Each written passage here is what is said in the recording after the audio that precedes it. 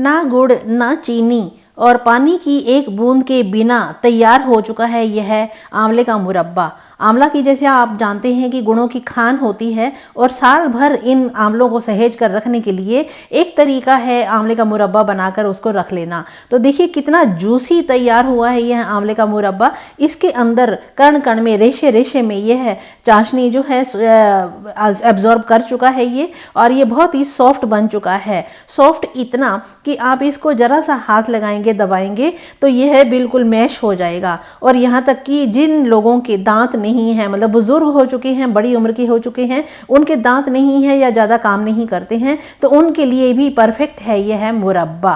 तो इस मुरब्बे की रेसिपी को बनाने के लिए चलो शुरू करते हैं यह वीडियो।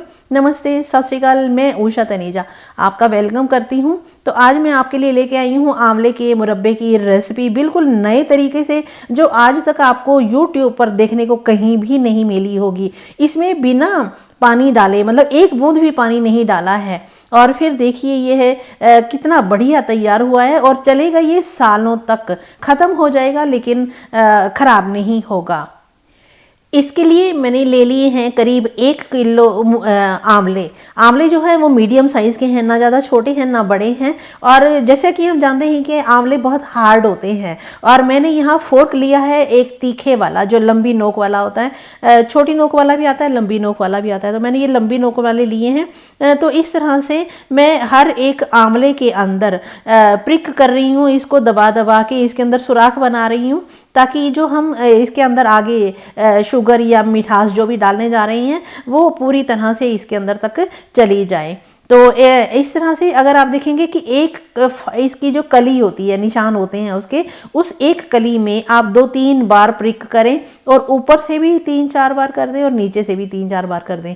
तो इस तरह से आप अगर उसके निशान को देख देख कर प्रिक करेंगे ना, तो आपके आंवले जो हैं वो पूरी तरह से इवनली प्रिक हो जाएंगे, हर तरफ से बराबर उसके अंदर सुराख बन जाएंगे, छेद बन जाएंगे।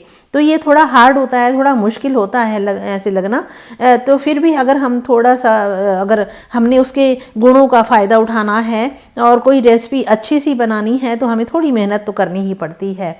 तो इस तरह से पूरे 1 किलो आंवले जो हैं वो मैंने पूरे प्रिक कर लिए हैं। और इसके अंदर अब हम डालने जा रहे हैं मिठास। मिठास के लिए आप जो भी डालना चाहिए, गुड़ डालना चाहिए तो वो डाल लीजिए। तो उससे पहले मैं ये दिखा दूं कि मेरे हाथ जो है ये सफ़ेदी जम गई है इस तरह से, और बहुत 2-3 बार धो भी चुकी हूँ, नहीं हुई है, लेकिन कोई बात नहीं, 2-3 बार और धोऊंगी तो तब तक उतर जाएगी। नहीं तो कोई और तरीका देखती हूँ मैं कैसे साफ़ करूँ इसको। तो इस तरह से यहाँ जो इसके अंदर थोड़ा सा पानी था, अगर निकला भी है प्रिक करने से, तो वो भी मैंने निकाल दिया है। तो यहाँ पर जो है वो मैंने अच्छी तरह से पोंछ भी ली हैं। और इसके अंदर अब आप चाहें तो गुड़ भी डाल लें, और उसके अलावा आप चाहें तो मिश्री पीस कर डाल लें जो धागे वाली होती है, और नहीं तो आप चीनी ही डाल लें। और इसकी मात्रा कितनी होनी चाहिए? बिल्कुल बराबर, जितने आंवले हैं उतनी ही इस मिठास की मात्रा होनी चाहिए। मैं इसमें चीनी ही डाल रही हूँ। बहुत सारी 1 किलो मिश्री जो है मेरे पास पड़ी नहीं है, थोड़ी पड़ी थी, लेकिन मैंने चीनी ही डाली है। उसके साथ मैंने 1 चम्मच भर के नमक का डाल दिया है। नमक जो है इसकी मिठास के टेस्ट को बैलेंस कर देगा और मिठास ज़्यादा देगा कम चीनी डालने से भी। तो इस तरह से ये चीनी से हम सारे आंवलों को कोट कर देते हैं ताकि सारे इसमें कवर हो जाएं, चीनी ऊपर आ जाए और आंवले नीचे रह जाएं। क्योंकि ये आंवलों के बीच में काफ़ी सारा स्पेस था नीचे, तो उसमें चीनी चली गई है। तो इसको अब ढक कर रख दें करीब 24 घंटों के लिए। और बीच बीच में आप 2-2 घंटे बाद, 3-3 घंटे बाद इसको हिलाते रहें, ताकि चीनी जो है वो पूरी तरह से बराबर से मेल्ट होती रहे, धीरे धीरे घुलती रहेगी।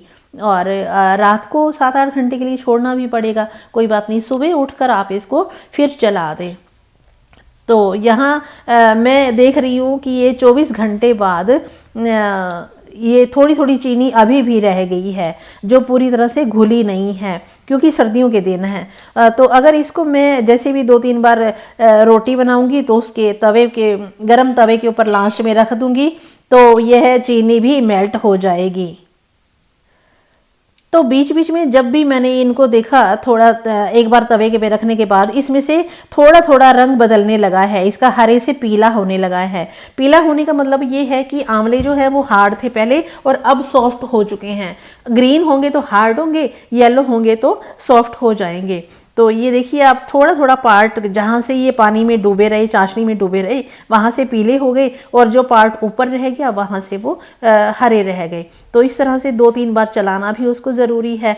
तो यहाँ अब थोड़ी सी चीनी बची है नीचे और बाकी ऊपर सारा मेल्ट हो चुका है, वो लिक्विड बन चुका है। और सबसे बड़ी बात देखने वाली ये है कि इसमें आंवले जो है वो येलो कलर के हो जाने चाहिए, मतलब सॉफ्ट हो जाने चाहिए।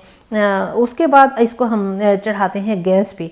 एक बार तो आप तेज़ गैस पे रख दें इसको और फिर इसको चलने दें 5-6 मिनट के लिए, जब तक कि इसमें गर्म, जैसे जैसे गर्म होता जाएगा वैसे वैसे चीनी थोड़ी सी जो नीचे बची है वो मेल्ट होती जाएगी और कढ़ाई से इसको चलाते भी रहें। और थोड़ी देर के बाद 5-6 मिनट के बाद इसमें उबाल आने लग जाएगा। डिपेंड करता है कि आंवले कितने ठंडे हुए पड़े हैं। अगर आप सुबह सुबह बनाएंगे तो थोड़ी ज़्यादा देर लगेगी, शाम को बनाएंगे तो थोड़ी कम देर लगेगी उबाल आने में। तो अब यहाँ पे उबाल जब आना शुरू हो जाए उसके बाद भी आप इसको धीरे धीरे चलाते रहें। और कारण इसका यही है कि ऊपर ऊपर से जो कवर नहीं हुए हैं वहाँ पे कम गलेंगे और नीचे से ज़्यादा गल जाएंगे, इसीलिए इसको लगातार चलाना ज़रूरी है। लगातार का मतलब ऐसे नहीं कि बिल्कुल लगातार 1 मिनट के लिए भी ना छोड़ो इसको, बीच में थोड़ी देर के लिए ढक दें। स्टीम है तो ऊपर वाली लेयर को भी ये गला देगी। तो इसके बाद थोड़ी सी तैयारी और कर लेते हैं। थोड़ा सा अदरक कूट कर या कद्दूकस करके उसका रस निकाल लीजिए 2-3 चम्मच, और इधर से आंवलों को भी हिलाते रहें। तो यहाँ पे जो 2-3 चम्मच अदरक का रस निकाला है वो इसमें मिला दें और फिर इसको चला दें। तो अदरक का रस जो है इसको वैसे तो बाज़ार से हम लेते हैं जब, उसमें नहीं होता है, लेकिन हम घर बना रहे हैं तो इसका हाजमेदार भी बनाना थोड़ा सा ज़रूरी है और इसका टेस्ट भी अदरक का बहुत ही बढ़िया आता है। इसके अलावा आप चाहें तो इसमें हरी इलायची का पाउडर भी डाल सकते हैं, आपकी इच्छा है, या सौंफ भी डाल सकते हैं। लेकिन मैंने यहाँ वो दोनों चीज़ें नहीं डाली हैं क्योंकि मेरे घर नहीं खाते हैं। उसके बाद थोड़ी देर के लिए ढक कर इसको रख दें और फिर इसमें डालें थोड़ी सी हींग, करीब आधा चम्मच, क्योंकि आंवले 1 किलो है। अगर कम है तो उससे भी कम डाल दें इसमें, या फिर हींग का टेस्ट आपको ज़्यादा अच्छा लगता है तो वो डाल दीजिए। तो इस तरह से चलाते चलाते कोई 20-25 मिनट हो गए हैं मुझे, और अब मैं इसको थोड़ा सा दबा के देख लेती हूँ। तो ये थोड़ा सा दब रहा है, मतलब सॉफ्ट हो चुका है।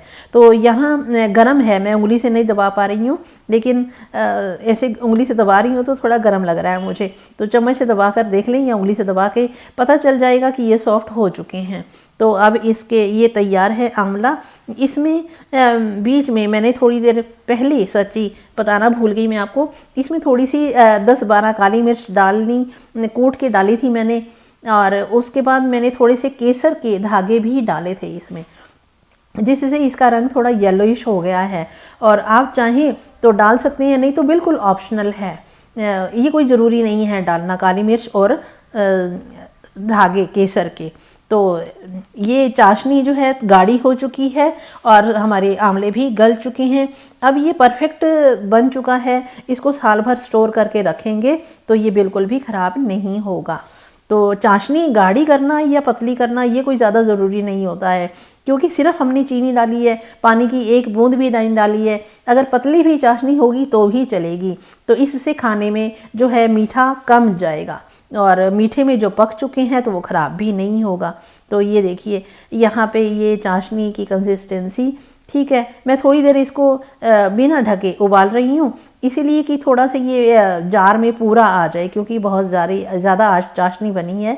तो जार जितना है मैं उसी के हिसाब से देख रही हूँ, और बीच में आंवले भी सारे उसमें ढक जाएं, इतनी चाशनी मैं रखूँगी। तो लीजिए यहाँ ये आंवला तैयार है, मुरब्बा तैयार है और बहुत ही टेस्टी बना है, नमकीन भी है। और इसमें मैं लास्ट में अंत में थोड़ा सा काला नमक डाल रही हूँ, और इससे भी टेस्ट बहुत बढ़िया आएगा। और ये भी ऑप्शनल है, अगर आप चाहें तो डालें, ना चाहें तो नहीं डालें। वैसे तो आंवले का मुरब्बा जो है वो सिर्फ चीनी और आंवले ही डलते हैं, उसमें कोई और नमक मसाला या मिर्च वगैरह नहीं डलती है, लेकिन मैंने यहाँ डाला है इसको एक ट्विस्ट देने के लिए और इसके टेस्ट को, मिठास को थोड़ा कम करने के लिए, एनहेंस करने के लिए। तो मेरे पास ये 2 जार हैं। ये सच्ची मैं आपको बता रही हूँ कि ये जार जो मैंने मंगवाए थे ये बहुत ही बढ़िया, बहुत ही काम आते हैं, मल्टीपर्पज़ है ये। इसमें आप कुछ भी डाल सकते हैं। हमें प्लास्टिक की चीज़ों को अवॉइड करना चाहिए, कांच की चीज़ों को यूज़ करना चाहिए। तो सर्दियों में अचार बनाना हो, मुरब्बा बनाना हो, चटनियाँ बनानी हो, तो ये जार मेरे बहुत ही काम आते हैं। और फ्रिज में ट्रांसपेरेंट है तो फ्रिज में सामने दिख भी जाती है कि इसमें क्या पड़ा है। तो बच्चे अक्सर कहते रहते हैं कि दिखता नहीं है, दिखता नहीं है। तो मैंने कहा चलो कांच के जार में रखते हैं, तो चलो ये लो, देख लो आप। तो यहाँ मुरब्बा तैयार है, मीठा मीठा रस भरा। तो आप आइए, खाइए, और आप चाहें तो रेसिपी देखकर आप भी बनाएं और अपनों को खिलाएं। तो आज की वीडियो में इतना ही। मिलते हैं अगली वीडियो में किसी नए टॉपिक के साथ। तब तक आप अपना और अपनों का बहुत बहुत ख्याल रखना। Okay, thank you, bye bye.